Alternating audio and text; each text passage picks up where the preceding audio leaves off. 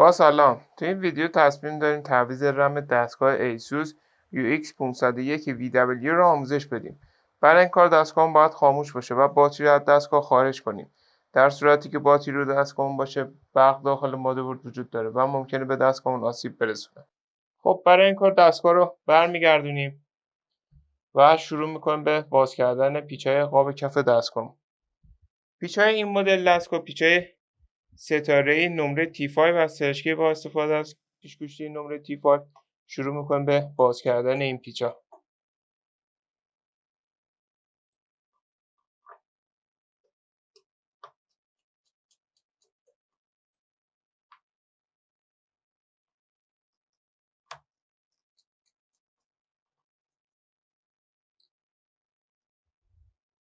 خب رم این مدل دستگاه که داریم بازش میکنیم رم DDR4 هستش که در پایان این ویدیو هم نحوه خرید این کالا رو توضیح دادیم.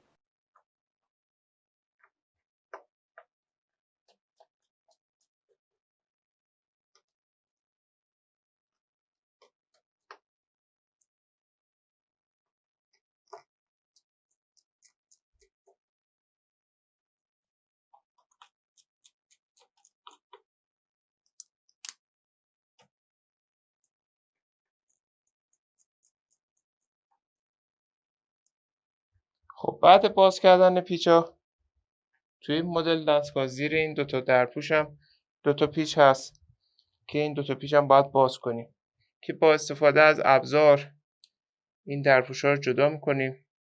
دقت داشته باشین فشار بیش از حد نیاد چون باعث خرابی درپوش‌ها یا خرابی قاب دستگاه میشه. خب بعد باز کردن درپوش‌ها پیچ‌ها رو شروع میکنیم به باز کردن.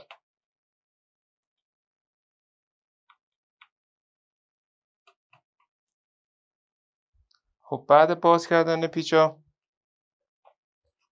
با استفاده از ابزار شروع میکنیم به باز کردن قاب کف دستگاه.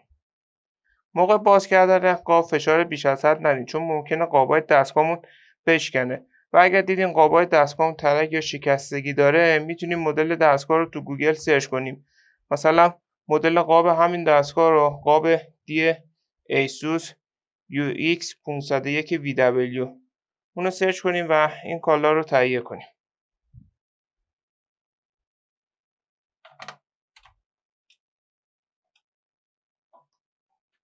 به این صورت.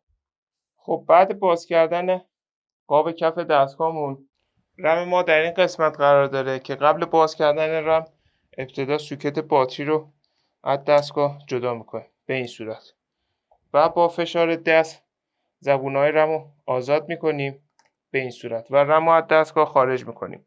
برای جا زدن دوباره رم اونو داخل شیار قرار میدیم و اونو به سمت پایین فشار میدیم. ما الان میتونیم رم جدیدمون رو جایگزین کنیم. حالا برای آشنایی با نحوه خرید این کالا به ادامه ویدیومون توجه کنید.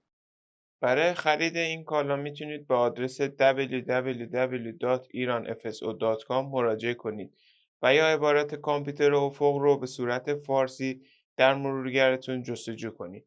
بعد این کالا رو خریداری کنید.